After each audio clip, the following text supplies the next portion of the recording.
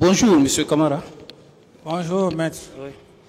Bon, Monsieur le Président, qu'il me soit permis à présent de poser quelques questions de précision et de consolidation, puisqu'il y a des pièces qui ont été produites ici par la défense de M. Camara. Je voudrais discuter de ces pièces avec vous. D'abord, il a été question de l'accord de Ouaga signé entre vous et M. Sekouba Konaté.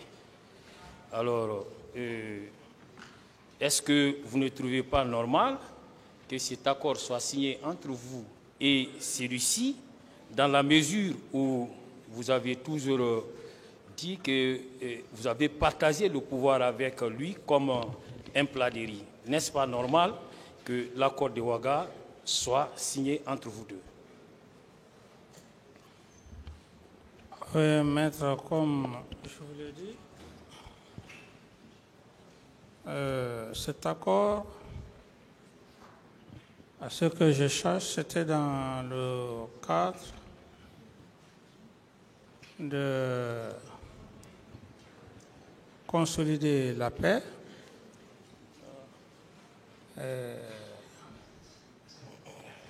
Donc, à cette époque,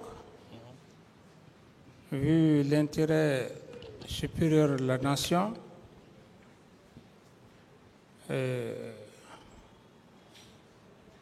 j'étais tenu dans une obligation morale d'accepter l'accord qui s'est passé à Ouaga avec, bien entendu, les clauses. Donc, je ne pouvais pas refuser comme je venais, je l'ai dit tantôt, mais cet accord n'a pas été respecté du moment où l'accord a été parfait. Lorsque le général Sekouba a gagné le pays, il n'a pas respecté l'accord. Pourquoi il n'a pas respecté l'accord? Et comme je l'ai dit tantôt que c'était un faux accord, du moment qu'à l'époque, le président Blaise, qui était le médiateur, et toutes les autorités compétentes, il était dit dans cet accord que j'étais le président du CNDD et qu'il assumait l'intérim. Si vous voyez bien cet accord, qu'est-ce que cela voudrait dire? Cela voudrait dire qu'une fois que le général Sekouba a gagné le pays, étant l'intérimaire, il devrait collaborer avec moi. C'est ce qui fut d'ailleurs la trahison. Et quand il a regagné le pays, jusqu'à ce qu'il a terminé la transition, pas un seul jour, il a demandé mon avis en ma qualité de président du CNDD. Et vous conviendrez avec moi, un intérimaire et un titulaire, il faut qu'il y ait une concertation, ce qui n'a pas été le cas. Donc, il a géré unilatéralement la transition et comme si rien n'était fait à Ouaga. Là n'est pas le problème. Pour moi, le problème le plus important, c'était la paix. Et donc, si monsieur Camara, oui. Voilà, et dès lors que vous recherchez la paix, dès lors que l'accord a été signé entre vous et celui qui était censé être le plus proche de vous, est-ce que peut-on considérer que la signature d'un tel accord serait la preuve d'un quelconque complot? Parce que l'accord, c'était pour la paix en Guinée. Ce n'était ni contre Paul ni contre Pierre. Alors, est-ce qu'on peut considérer un tel accord comme étant la preuve d'un quelconque complot? C'est là, moi, mon problème. Par rapport à votre question, oui. C'est comme vous signez un accord, les clauses doivent être respectées, mais dès lors que les deux parties contractantes, la partie X et Y, dès lors qu'il n'y a plus de contact et que vous êtes carrément mis à l'écart, j'estime que c'était la suite du complot, mais de façon très rusée. Mais en toute sincérité,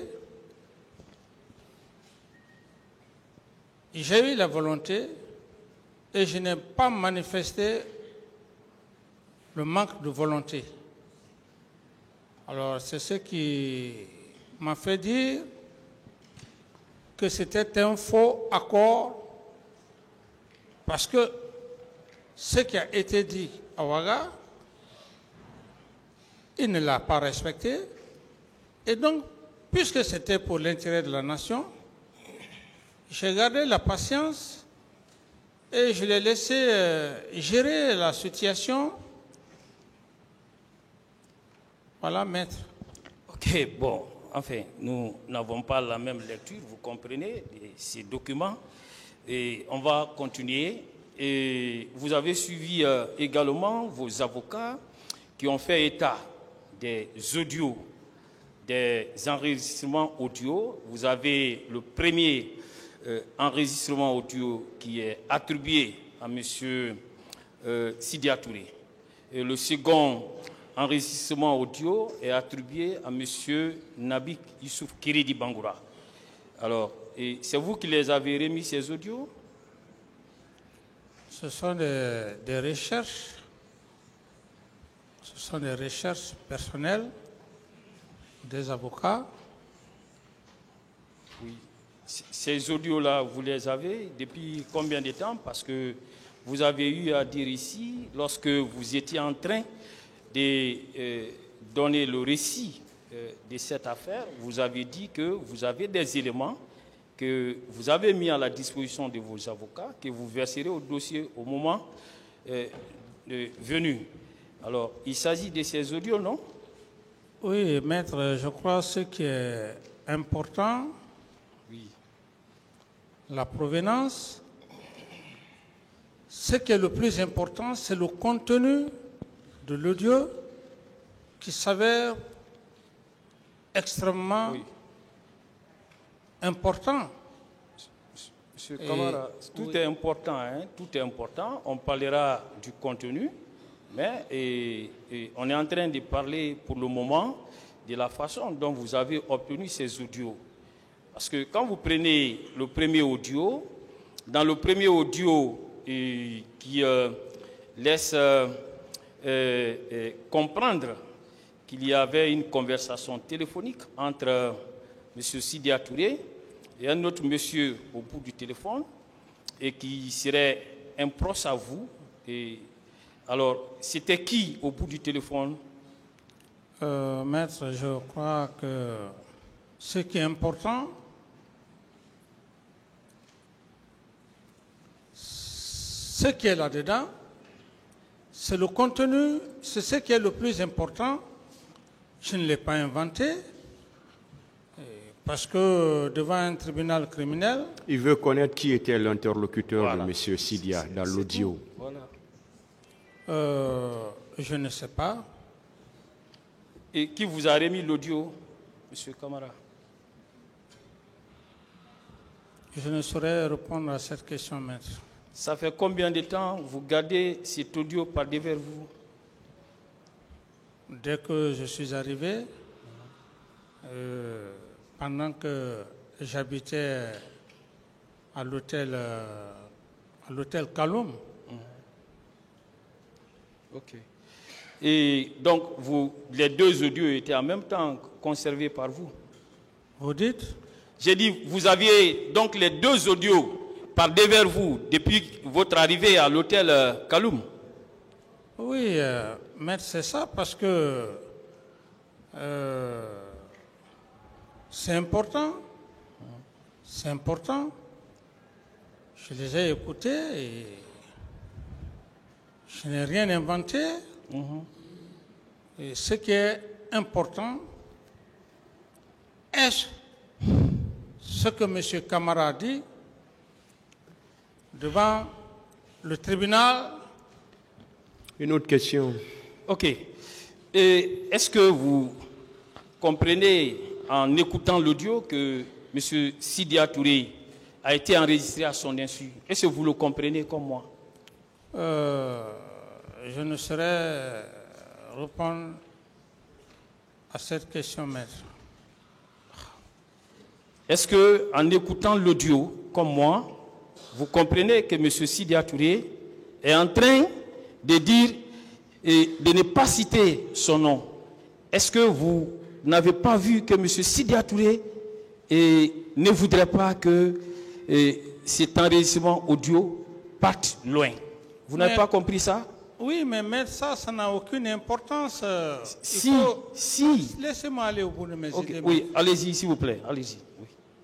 Mais ici, on n'a pas besoin de faire cadeau à qui que ce soit. Nous sommes devant un tribunal, nous sommes devant le peuple de Guinée. Nous sommes devant le peuple de Guinée. Chacun doit assumer ses responsabilités. Très bien. Monsieur Il n'y a pas de peur dans ça. Très bien, ça c'est bien compris. Saviez-vous, mon capitaine, que l'enregistrement d'une personne à son insu est une infraction à la loi pénale guinéenne? Vous le savez? De toutes les façons, ce qui est important, c'est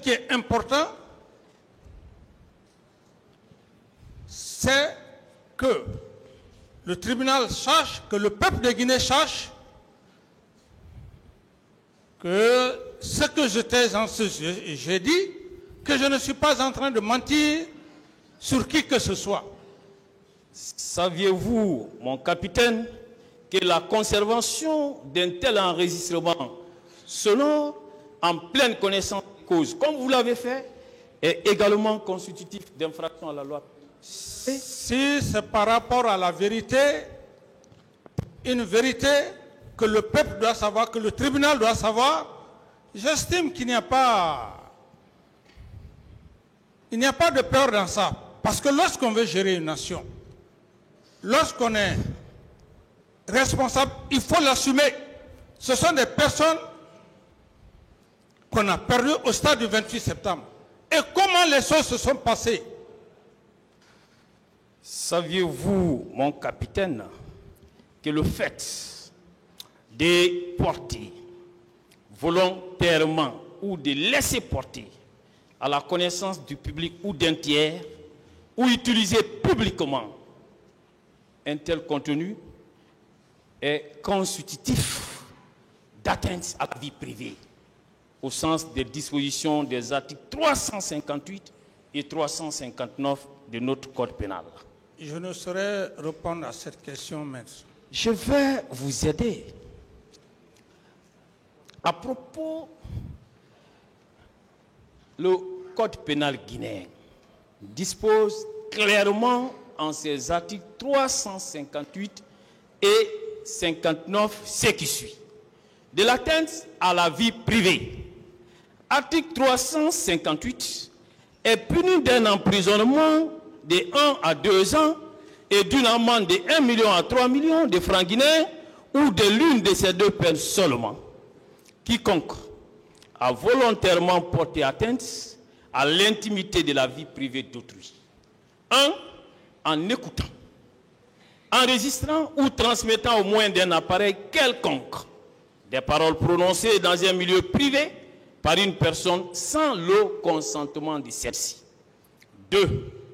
En fixant, enregistrant ou transmettant au moyen d'un appareil quelconque l'image d'une personne se trouvant dans un milieu privé sans le consentement de celle-ci.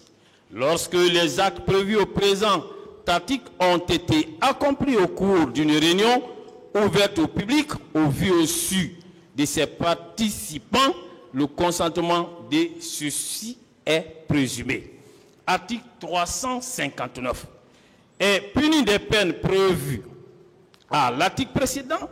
Quiconque a sciemment conservé, comme vous l'avez fait, porté ou volontairement laissé porter à la connaissance du public ou d'un tiers, comme vous l'avez fait, ou utilisé publiquement ou non, comme vous l'avez fait, tout enregistrement ou document obtenu à l'aide des faits prévus à cet article. En cas de publication, les poursuites sont exercées conformément aux dispositions légales en vigueur relatives à la liberté de la presse, de la radio, de la télévision et de la communication. L'infraction est constituée dès lors que la publication est faite, reçue ou perçue en République de Guinée. Mon capitaine, comprenez-vous maintenant que vos agissements ayant consisté à produire les 10 enregistrements dans ces débats publics sont constitutifs de ces infractions pour lesquelles vous pourrez éventuellement être poursuivi? Oui, mais ça, c'est moi, ce qui est important,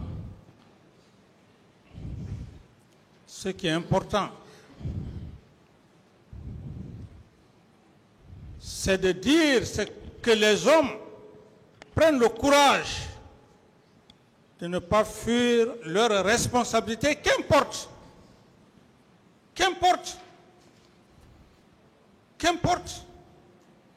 Tout ce que vous êtes en train de dire, maître, ce qui est important,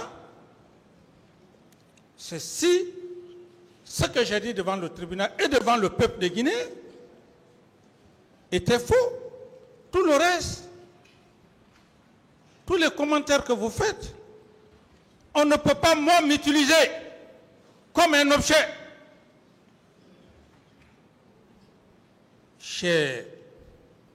J'ai démontré devant le tribunal que le peuple cherche. On ne peut pas cacher une histoire lorsqu'on veut servir une nation. Il faut l'assumer. Ok, merci. Donc, maître, par rapport à ça, je n'ai plus d'autres réponses à vous donner. Merci, merci. Je poursuis. Vous avez lu avec moi ici la lecture à haute et intelligible voix des propos attribués dans cet enregistrement audio à M. Sidia Touré. Vous avez compris que M. Sidia Touré, il a eu à parler des éléments et il n'affirme pas lui-même, il se questionne. Il dit, mais pourquoi M. Alpha Condé n'était pas là? Pourquoi Sekouba n'était pas là? Et il vous a fait une suggestion, une proposition de pistes d'enquête. Alors, et pour vous demander de mener vos enquêtes, est-ce que avez-vous mené des enquêtes par rapport à ces propositions faites par M. Sidia Touré dans cet audio? Mais je dis que, maître, oui. Si vous voulez, vous n'arrivez pas à me comprendre. Pendant plus de 10 ans, les gens ne veulent pas dire la vérité. Vous pensez que moi je vais rester là? Les gens sont au courant avec des preuves. Je n'ai fait que faire ce que je dois faire devant le tribunal et devant le peuple de Guinée. Qu'importe. Est-ce que dans, Voilà. dans le sens de C'est ça. cet audio, vous avez mené des enquêtes? C'est ça sa question. Monsieur le Président, pour répondre à Maître, est-ce que je suis un procureur? Est-ce que je suis habilité à faire des enquêtes? Je suis très désolé, Monsieur le Président, par rapport à cette question.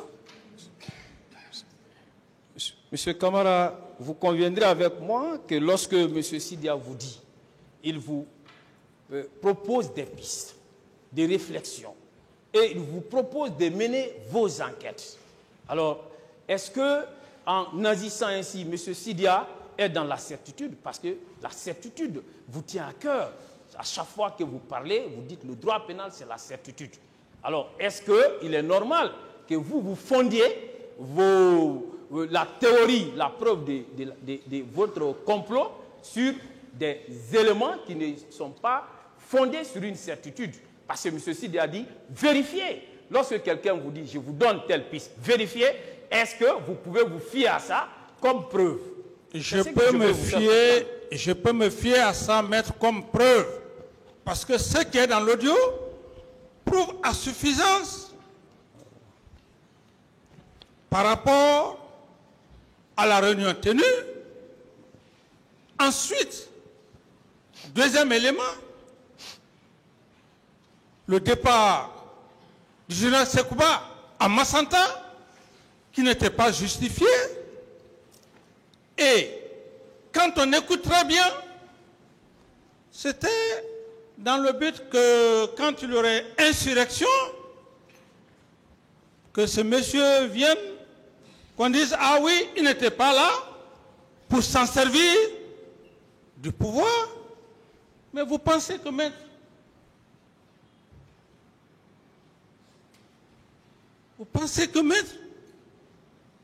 moi je vais cautionner ça? Monsieur Vous pouvez l'analyser comme vous voulez.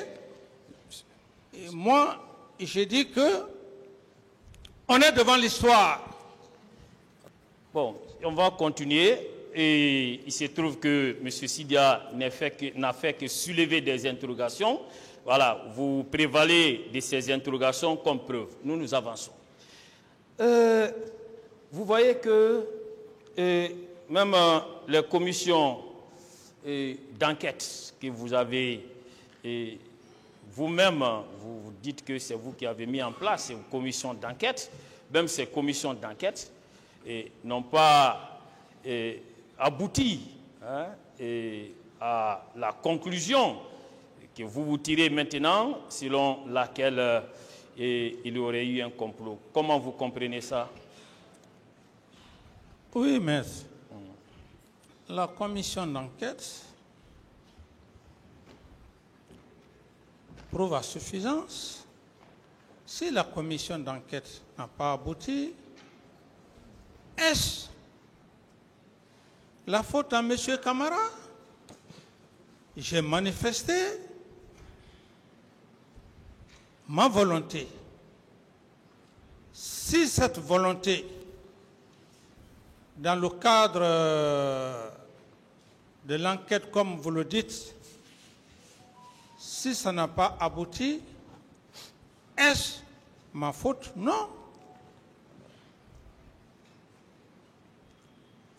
Okay. Est-ce que vous savez que M. Sidia Touré a été entendu par le pool des magistrats et instructeurs? Vous le savez?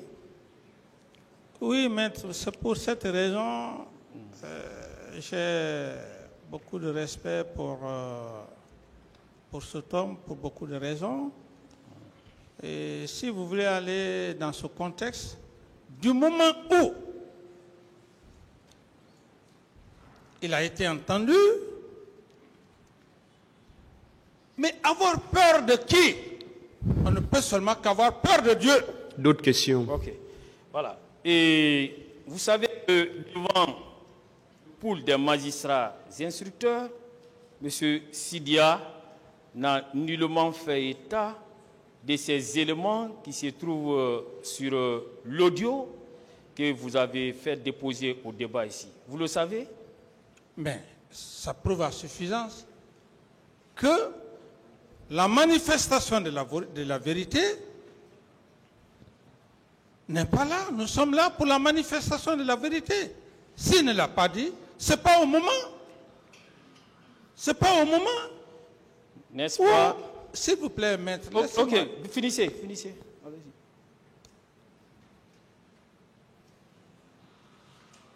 Je dis bien maître. Même lorsqu'on n'aime pas le chien, il faut reconnaître que le chien a des dents qui sont très blanches. Alors, comme pour dire, ça peut faire mal à ceux qui peuvent le penser, mais ce qui est important pour moi, si au moment où, comme vous le dites, il a passé devant les juges d'instruction qui ne l'a pas dit, et au dernier moment, moi je ne peux pas donner des qualificatifs par rapport à ça. D'autres questions? Okay. Monsieur Camara, dès lors que M. Sidia lui-même n'assume pas ses propos, il dit à son correspondant au bout du téléphone, ne citez pas mon nom, ce qui veut dire qu'il s'agit là des déclarations non assumées. Dès lors qu'il n'en a pas non plus fait état devant les magistrats instructeurs, alors pensez-vous qu'on peut accorder un quelconque crédit à Bien de sûr. telles déclarations? Bien sûr, bien sûr, Des déclarations non assumées? bien sûr, on peut accorder, peut-être vous ne pouvez pas accorder ce crédit, mais moi, qui suis concerné, je dis que à des moments donnés de la vie d'une nation, il faut avoir le courage. Il faut avoir le courage. Une autre question? Ok, je continue. Je ne sais pas si vous avez aussi écouté et réécouté, et si vous avez suivi également, comme moi, la lecture à haute et intelligible voix des propos attribués à M. Nabi Youssouf Kiridi Bangoura. Alors, il est question de correction des 24 points relatifs aux anomalies et liées à l'élection présidentielle de 2010 qui ont été corrigées ici et dans l'intérêt de tous les candidats à l'élection présidentielle. Alors, et avec bien entendu la volonté du président par intérim d'alors, M. Sekouba Konaté. Et dans ces conditions, alors, puisque ça visait à corriger des anomalies, est-ce qu'on peut considérer cela comme étant la preuve d'un complot contre votre personne alors que vous n'étiez pas candidat à cette élection? Non, si on ne parle pas en ce moment de complot, c'est la suite de tout ce que j'ai eu à dire ici, qui prouve à suffisance que l'objectif recherché par Sekouba, ce n'était autre que me trahir, se saisir du pouvoir, et gérer la transition, faire de cette transition, donner le pouvoir à qui il voulait. Si vous ne voulez pas comprendre ça, tant mieux. Moi, c'est dans l'objectif. Tout ça, c'est la suite. Étiez-vous candidat à cette élection pour Ici, parler de complot résultant de la correction des anomalies qui affectaient le scrutin? Pouvez-vous vous en prévaloir?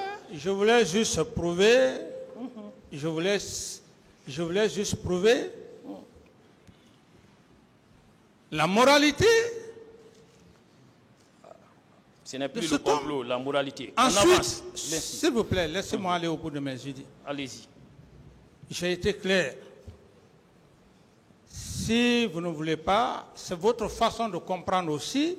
Une autre question. Voilà. Et en répondant à l'une des questions posées ici par votre défense, qui cherchait à démontrer que président de la République, certes vous étiez au sommet de la hiérarchie militaire, mais vous ne pouvez pas être informé de tout ce qui s'est passé. Vous l'avez dit ici, vous le maintenez? Oui, maître, je maintiens et je réitère que être président ne signifie pas que vous pouvez tout savoir. Je maintiens, maître. Ok. Alors, mais si vous n'en êtes pas informé, si vous n'avez pas une information relativement à une situation donnée, on peut comprendre. Mais dès lors que vous avez des informations, n'est-ce pas, vous devez prendre les dispositions qui sont les vôtres.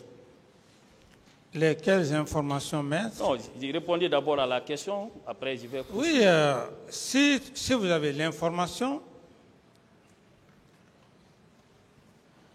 on peut prendre des dispositions. Très bien. Mais si vous n'avez pas l'information... Alors, et je veux dire que dans cette affaire, la hiérarchie militaire vous a fourni toutes les informations. Toutes les informations. Le ministre de la Sécurité est passé vous rencontrer par 2 fois. Le ministre de la Sécurité vous a parlé de la présence des camions militaires où des corps ont été décomptés en présence d'autres militaires devant la résidence du feu général Lansana Conté. Vous avez reçu cette information. Le ministre de la Sécurité a fait autant. Vous avez M. Sano, qui était le chef d'état-major. Celui-ci aussi a eu à vous fournir les mêmes informations. Il dit qu'il se faisait même accompagner par le directeur. Alors, quel usage avez-vous fait de ces informations relativement à la gestion des corps, mon capitaine? Je n'ai pas reçu ces informations. Et pour vous dire en toute sincérité, vous savez, je l'ai dit ici que une personne déjà qui n'est plus dans ce monde si bas, ce serait un peu difficile de parler. Et je dis, si effectivement, par rapport à toutes ces contestures, je le jure, connaissant les hommes avec lesquels l'avènement du pouvoir est venu, ou d'autres n'étaient pas, d'autres étaient frustrés. Je sais, les gens auraient même eu l'occasion de prendre ces véhicules envoyés au camp Al-Fayda pour me mettre devant les faits accomplis. Vous pouvez comprendre ça, vous pouvez ne pas comprendre. Cette audace, je le sais. Mais si cela n'a pas été fait,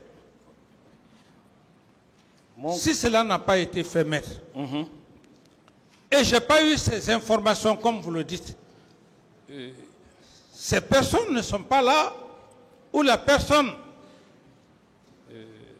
n'est pas là aujourd'hui, j'aurais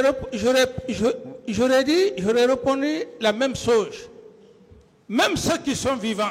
Mon capitaine, s'il vous plaît, permettez-moi, s'il vous plaît, non, comme vous dites que c'est non seulement il y a des informations provenant du feu général Toto, lesquelles informations se trouvent au dossier, moi je n'invente rien, vous avez des informations provenant également du ministre de la Santé publique versées au dossier, des informations provenant de votre chef d'état-major général versées au dossier, les mêmes des informations provenant du général Édouard Théa relativement à la présence de ces camions militaires versés.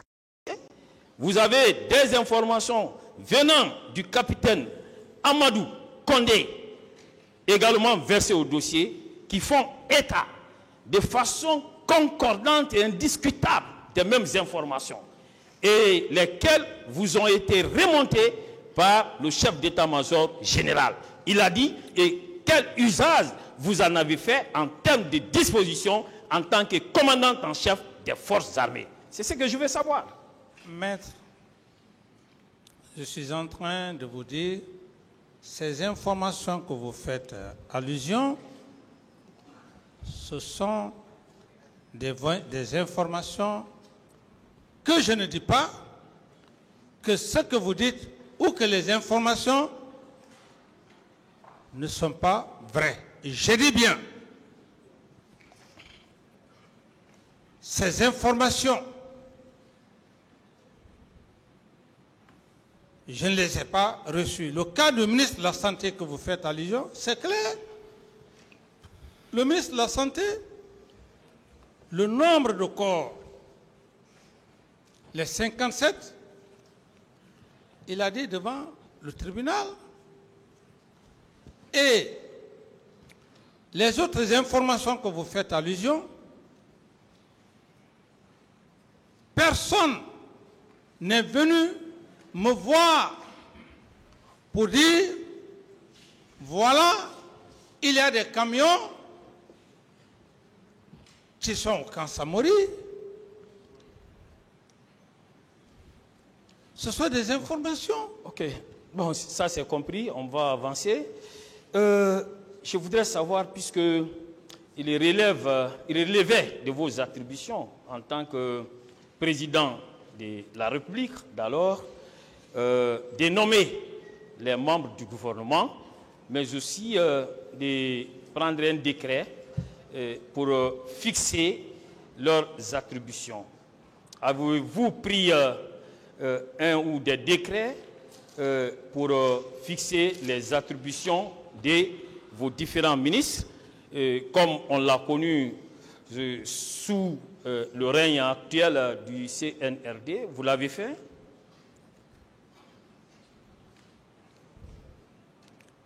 Je ne saurais répondre à cette question, maître. L'avez-vous fait, oui ou non? Parce que c'est extrêmement important. Vous savez, il y a toujours votre défense qui nous inspire.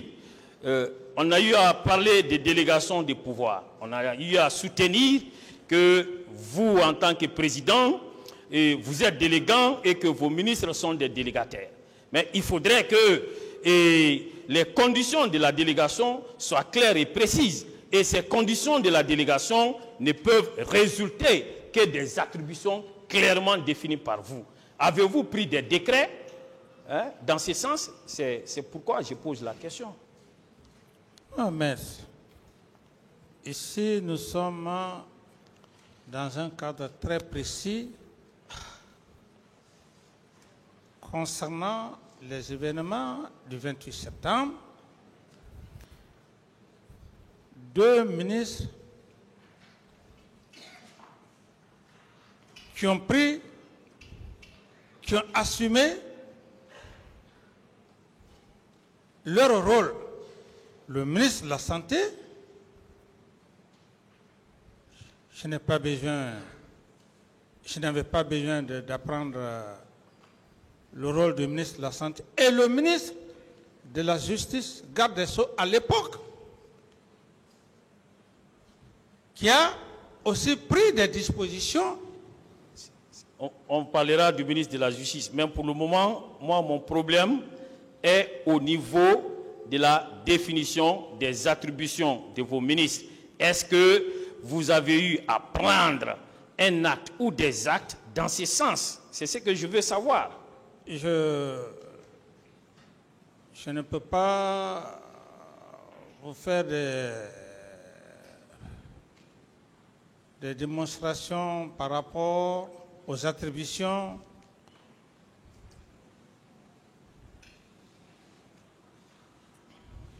Je ne peux pas, je ne saurais vous le dire, maître.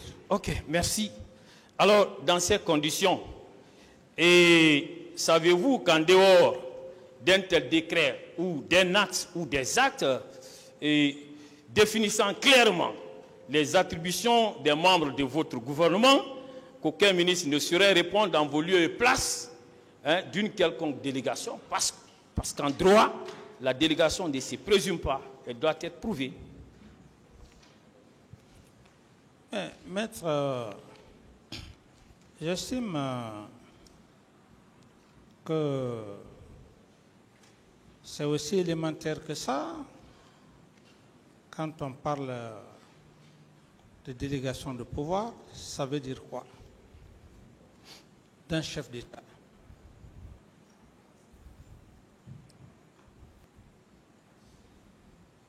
Il y a plusieurs départements. Est-ce que le chef de l'État, dans la coordination de la gestion de l'État, est-ce qu'il peut s'occuper du ministère de la Santé? Est-ce qu'il peut en même temps s'occuper du ministère de la Justice? Ainsi de suite. Parce que on parle de délégation de pouvoir. Le ministre lui-même, quelqu'un ne viendra pas dire que bon voilà, je suis ministre, j'occupe tel poste. Si l'intéressé occupe un poste, il sait à quoi il doit faire. Donc c'est aussi élémentaire que ça, en matière de délégation de pouvoir. Ça veut dire que le chef de l'État qui est là ne peut pas faire toutes les fonctions de tous les départements ministériels. Ce n'est pas aussi élémentaire que vous le pensez. On a vu votre ministre de la Sécurité présidentielle qui a été incapable de nous dire quelles étaient ses attributions, qui parfois il s'érigeait en officier de police judiciaire, parce que vous n'avez pas préalablement défini les attributions qui devraient être pour chacun des ministres. Donc on va continuer, et je crois que cette question, on en a largement discuté. Alors, vos avocats ici ont eu à mettre à votre actif la création des commissions d'enquête nationales et internationales. Êtes-vous d'accord avec eux? La commission d'enquête nationale et internationale. Oui. C'est vous qui êtes à l'initiative? C'était à mon initiative. Ok, d'accord. Et la commission d'enquête internationale? C'est moi qui ai sollicité de faire appel à la commission internationale et nationale. Voilà. Donc, vous assumez que vous êtes bien celui-là qui a fait appel à toutes ces commissions. Dans ces conditions, alors ne trouvez-vous pas contraire la démarche de vos avocats qui articulent déjà des griefs contre le rapport de la commission d'enquête internationale? Oui, mais j'ai été clair ici.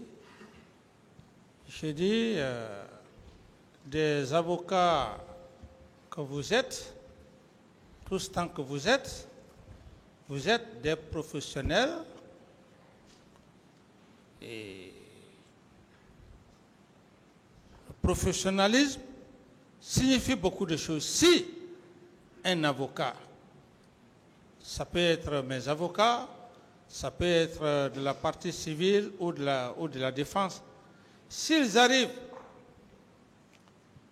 à porter du doigt certains passages par rapport à une quelconque commission nationale et internationale,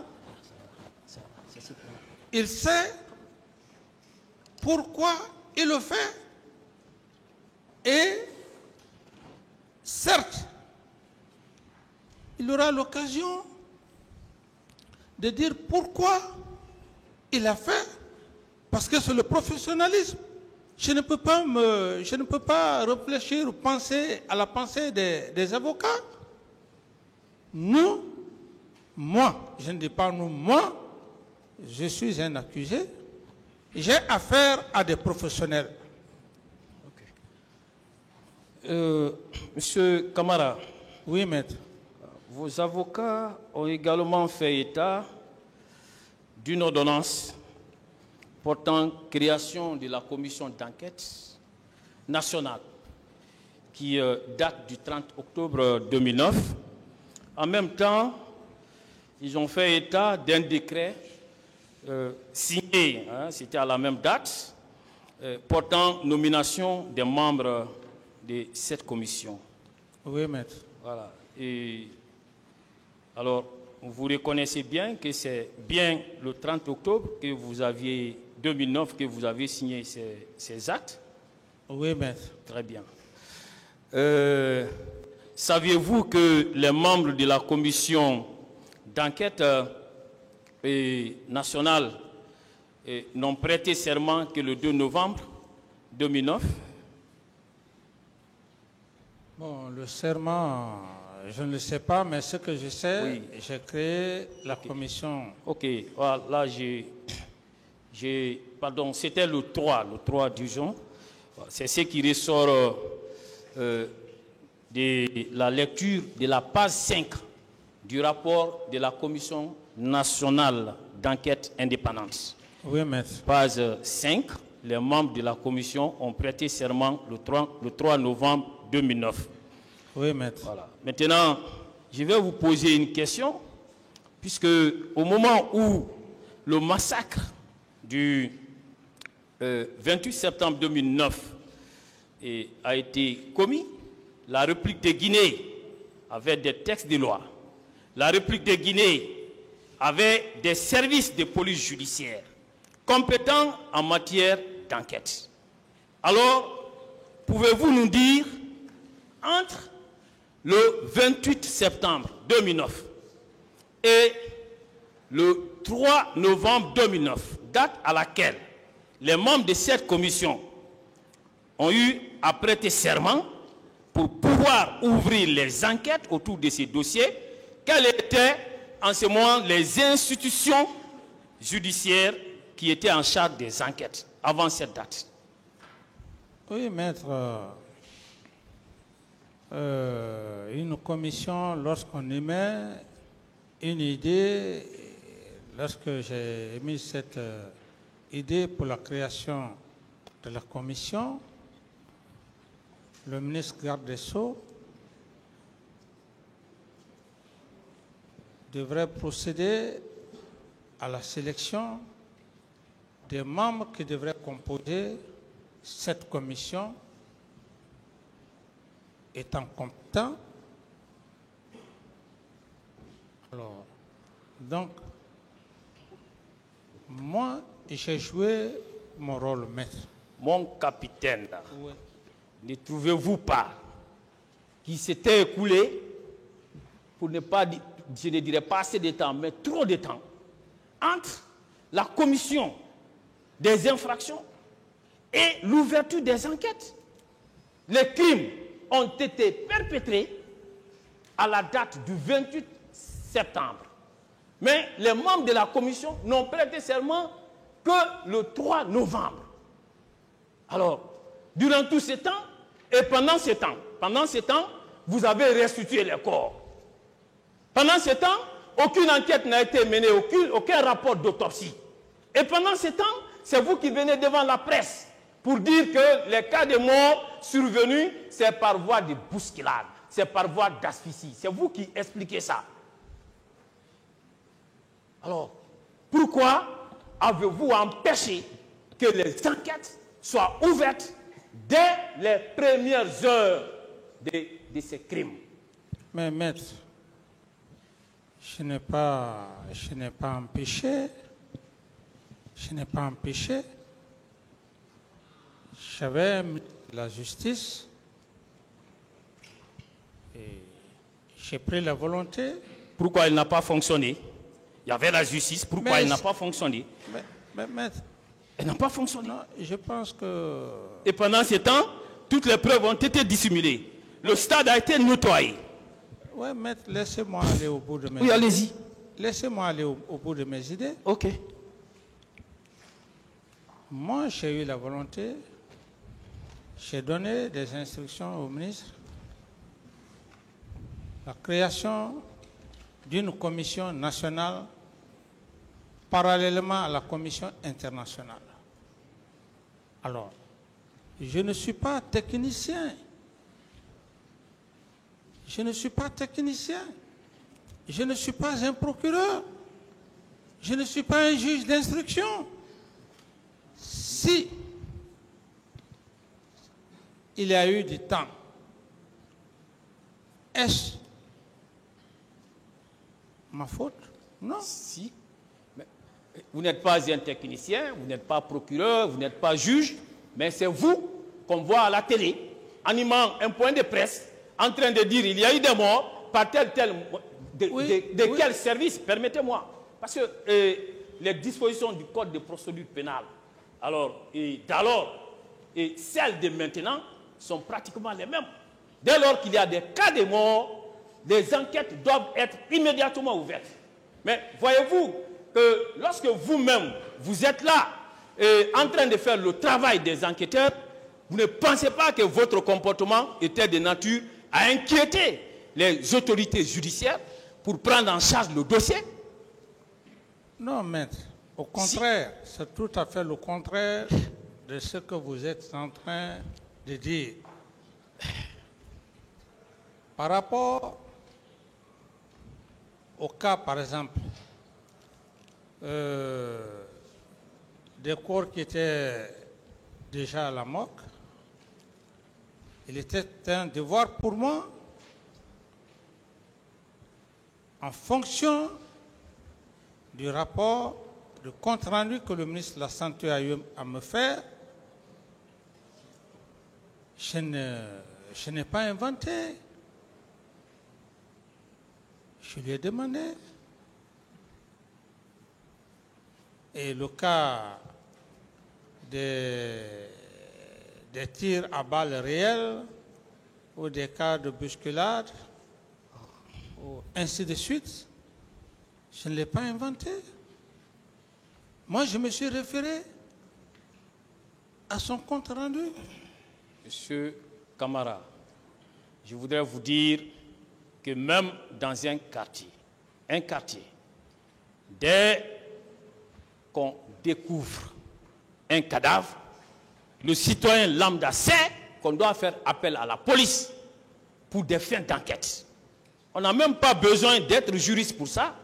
À plus forte raison, être président de la République. Et vous avez eu à vous occuper de ces cas de mort avec des militaires en écartant complètement les autorités judiciaires. C'est après avoir procédé à la restitution des corps, après avoir nettoyé le stade, après avoir tenu votre point de presse au cours duquel vous pointez un doigt accusateur sur les leaders comme étant les responsables de ce qui est arrivé, que vous avez mis en place votre commission d'enquête. Est-ce que le peuple comprendra ça, mon capitaine? Oui, si vous dites le peuple, je pense que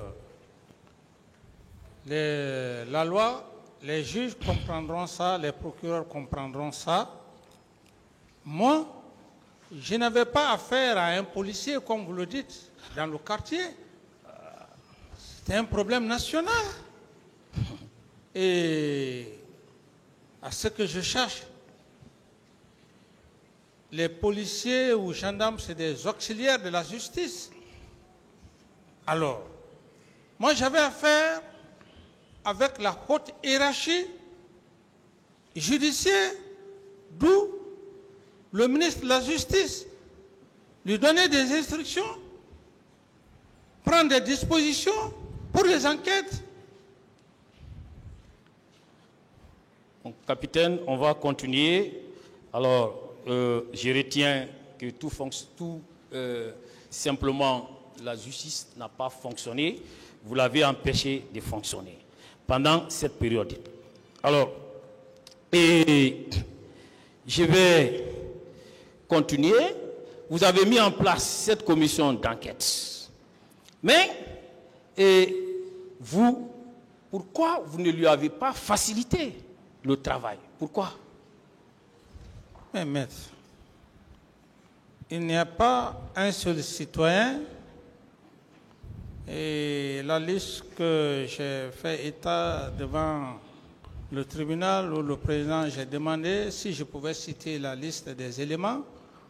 Vous ne trouverez aucun élément, aucun cadre vous disant à l'époque j'ai fait une ingérence ou je les avais empêchés de ne pas faire leur travail, maître. Mon capitaine, je voudrais relever, et ce n'est pas moi, c'est le rapport de cette commission nationale d'enquête indépendante, en sa page 7, où il est clairement mentionné que vous n'avez pas accepté d'être entendu par la commission. Et vous savez,